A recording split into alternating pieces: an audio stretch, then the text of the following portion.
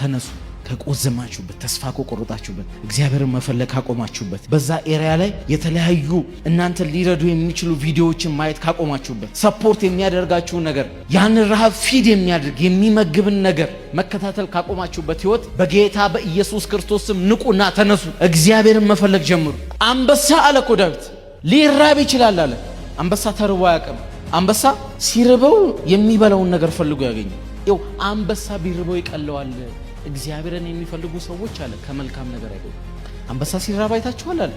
አንበሳ ካልተራባ አለ እግዚአብሔርንም የሚፈልጉ ሰዎች የፈለጉበትን ነገር ሳያገኙ እግዚአብሔር በፈለጉበት ነገር ሳያጠግባቸው ከመልካም ነገር አይጎድሉም።